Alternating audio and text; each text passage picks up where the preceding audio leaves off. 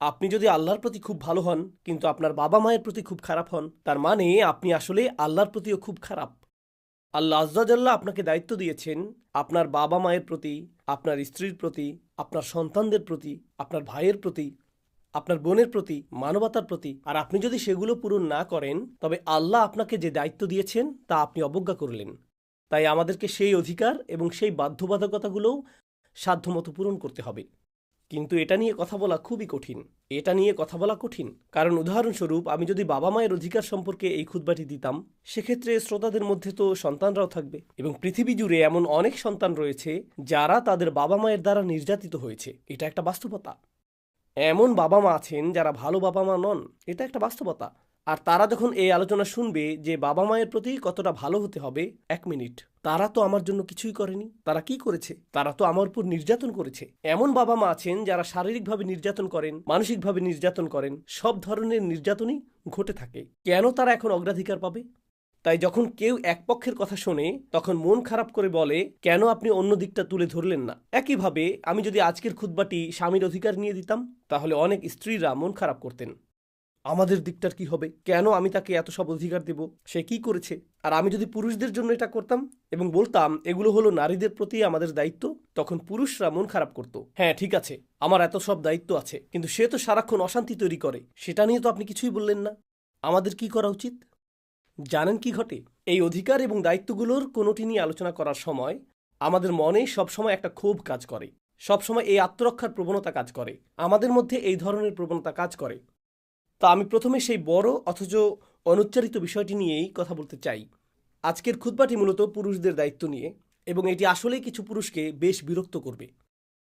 কারণ তারা বলবে, আপনি তো নারীদের সম্পর্কে কিছুই বলেননি। ইনশাআল্লাহ আমার পরের খুতবাটি নারীদের নিয়েই হবে। তাই আমি প্রতিশ্রুতি দিচ্ছি যে তাদেরকেও আমি সমানভাবে বিরক্ত করব। কিন্তু বিষয়টি হলো, আমি বলতে চাই স্বয়ং ইবলিসের দ্বারা অনুপ্রাণিত একটি প্রবণতা হলো সে আমাদের নিজেদের দায়িত্বের কথা ভুলিয়ে দেয়। আর সে আমাদেরকে সারাক্ষণ নিজেদের অধিকার নিয়ে ভাবতে বাধ্য করে। তাই যখন আপনাকে আপনার দায়িত্বের কথা মনে করিয়ে দেওয়া হয়, আপনি নিজেকে বলেন, আমি তো আমার অধিকার পাই না, তাহলে কেন আমার দায়িত্ব নিয়ে ভাবব? আপনি সব সময় আপনার অধিকার নিয়ে চিন্তিত এবং ফলস্বরূপ আপনি আপনার দায়িত্ব সম্পর্কে কম চিন্তিত। এই দুটি বিষয় একে অপরের সাথে সম্পর্কহীন। আমি জানি এটা কঠিন। আমি প্রথম স্বীকার করব যে এটা খুব কঠিন একটা কাজ, শুধুমাত্র নিজের দায়িত্বের কথা ভাবা এবং নিজের অধিকারের কথা না ভাবা। আপনার অধিকার আছে, কিন্তু আপনার অধিকার থাকার অর্থ এই নয় যে আপনি কেবল তখনই দায়িত্ব পালন করবেন যখন আপনার অধিকার পূরণ করা হবে। ব্যাপারটা এমন নয়। এগুলো দুটি পৃথক বিষয়। বিশেষত যখন ন্যায় বিচারের প্রসঙ্গ আসে, বিশেষত যখন আল্লাহর সামনে আমরা কিভাবে দাঁড়াবো সেই প্রসঙ্গ আসে। তো এখন আমি যা দিয়ে শুরু করতে চাই তা হলো একটি নির্দিষ্ট শব্দের সংজ্ঞা যা স্বামী ও স্ত্রীর মধ্যকার সম্পর্ককে সংজ্ঞায়িত করে। الرجال قوامون على النساء। সূরা নিসাতে আল্লাহ যে বাক্যাংশটি ব্যবহার করেছেন তা হলো, পুরুষরা নারীদের উপর কওয়াম। পুরুষরা নারীদের উপর কওয়াম শব্দটি খুবই অপ্রত্যাশিত, এই কওয়াম শব্দটি, এবং মনে হচ্ছে এটাই সেই ভিত্তি যার উপর পরিবার ব্যবস্থাটি পরিচালিত হওয়ার কথা। আর নারীর প্রতি পুরুষের কর্তব্য এবং পুরুষের প্রতি নারীর কেমন প্রতিক্রিয়া দেখানো উচিত তা এই একটি বাক্যাংশে ধারণ করা আছে। বাকি সব কিছু, এটি একটি দীর্ঘ আয়াত। এই আয়াতে এরপরে যা কিছু এসেছে তা আসলে এই একটি বিবৃতির ছায়া। তাই এই খুতবাটি মূলত এই একটি বিবৃতির জন্যই উৎসর্গীকৃত।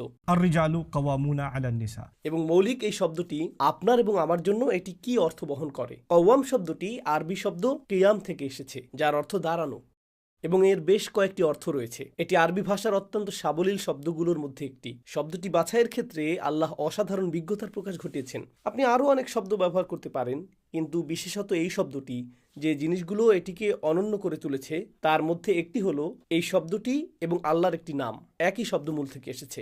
আয়াতুল কুরসিতে আল্লাহর নামটি রয়েছে, আল্লাহু লা ইলাহা ইল্লাহু আল হাইয়ুল কাইয়্যুম।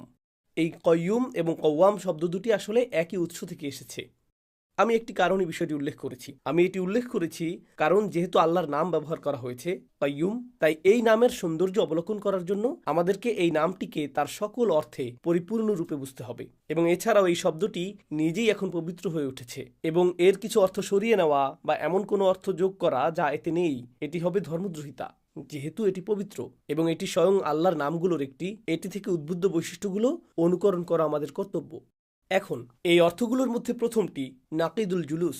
কিয়াম অর্থ দাঁড়ানো, বসে না থাকা। এটি ইঙ্গিত করছে কর্মতৎপরতা। যেমন কেউ প্রতিনিয়ত কোনো কিছুতে নিযুক্ত রয়েছে যে কখনো নিষ্ক্রিয় থাকে না। আপনারা জানেন গাড়িতে অটোপাইলট বা ক্রুজ কন্ট্রোল অপশন দেওয়া থাকে, তাই না? অথবা এমন মেশিন রয়েছে যা আপনি একবার চালু করলে তা নিজে থেকেই চলতে থাকে, কারো দ্বারা ক্রমাগত এটি চালানোর প্রয়োজন হয় না। আমরা এরকম অবস্থার কথা বলছি না, আমরা ঠিক এর বিপরীত অবস্থার কথা বলছি। এটি এমন বিষয় যা আপনি সক্রিয়ভাবে চেষ্টা না করা পর্যন্ত কাজ করে না। আপনি কেবল অন বাটন টিপে এটিকে চলতে দিতে পারবেন না। আর মজার বিষয় হলো, শব্দতত্ত্বে এটিকে একটি প্রাচীন কবিতার মাধ্যমে ব্যাখ্যা করা হয়েছে। একজন দাস ছিল, আগেরকার দিনে দাস প্রথা ছিল, তো সেই দাসকে বিক্রি করা হবে এবং বিক্রি হওয়ার সময় সে বলেছিল, দয়া করে আমাকে কিনবেন না। আর সেই কবিতার এই লাইনটি বলেছিল, فإني فإذا جعت أبغضت قوما وإذا شبعت أحببت نوما. সে বলল আমাকে কিনবেন না, কারণ যদি আমি ক্ষুধার্ত থাকি আমার খুব বিরক্ত লাগে, আমি মোটেই কাজ করতে পারি না, আমার কিছুই করতে ইচ্ছা করে না, তাই আমাকে দিয়ে কোনো কাজ করাতে পারবেন না, বিশেষত যখন আমি কি ক্ষুধার্ত। আর যদি আমি ভালো করে খাই, আমি শুধু ঘুমাতে ভালোবাসি। So কিন্তু যখন সে বলছে আমি ক্ষুধার্ত, আমি মোটেও সক্রিয় নই, সে কওমা শব্দটি ব্যবহার করছে। আমি যা বলতে চাচ্ছি, আমি আপনাদেরকে এখানে যা বলার চেষ্টা করছি তা হলো, এই শব্দের অর্থের মাধ্যমে এমন কাউকে বোঝায় যে প্রতিনিয়ত সক্রিয়। তো এটাই হলো পারস্পরিক সম্পর্ক নিয়ে আমার এবং আপনার জন্য প্রথম ইঙ্গিত। এই সম্পর্ক এমন কিছু নয় যা নিজে থেকেই টিকে থাকবে, আপনাকে সক্রিয়ভাবে সম্পর্কটি বজায় রাখতে হবে।